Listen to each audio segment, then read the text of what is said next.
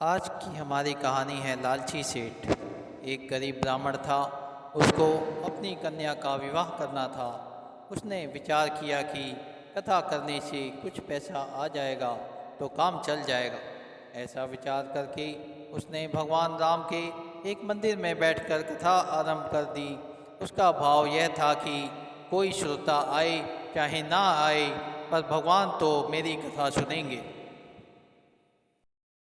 पंडित जी की कथा में थोड़े श्रोता आने लगे। एक बहुत कंजूस सेठ था। एक दिन वह मंदिर में आया। जब वह मंदिर की परिक्रमा कर रहा था, तब भीतर से कुछ आवाज़ आई। ऐसा लगा कि दो व्यक्ति आपस में बात कर रहे हैं। सेठ ने कान लगाकर सुना।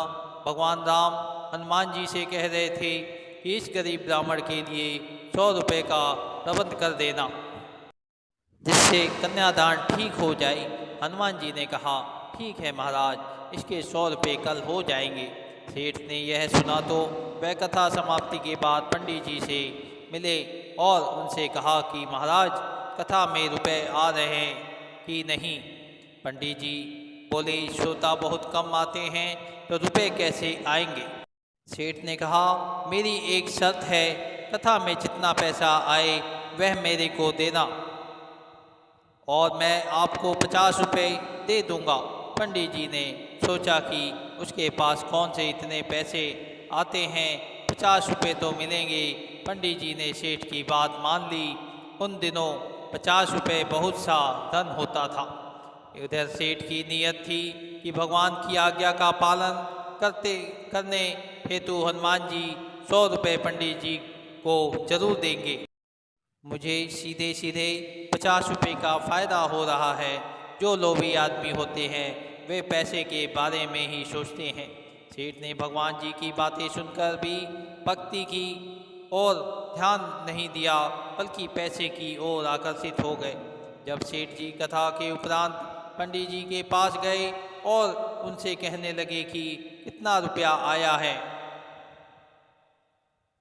सेठ जी के मन का विचार था कि हनुमान जी 100 रुपये तो भेंट में जरूर दिलवाएंगे, मगर पंडित जी ने कहा कि 5-7 रुपये ही आए हैं। अब सेठ जी को शर्त के मुताबिक 50 रुपये पंडित जी को देने पड़े। सेठ को हनुमान जी पर बहुत ही गुस्सा आ रहा था कि उन्होंने पंडित जी को 100 रुपये नहीं दिए।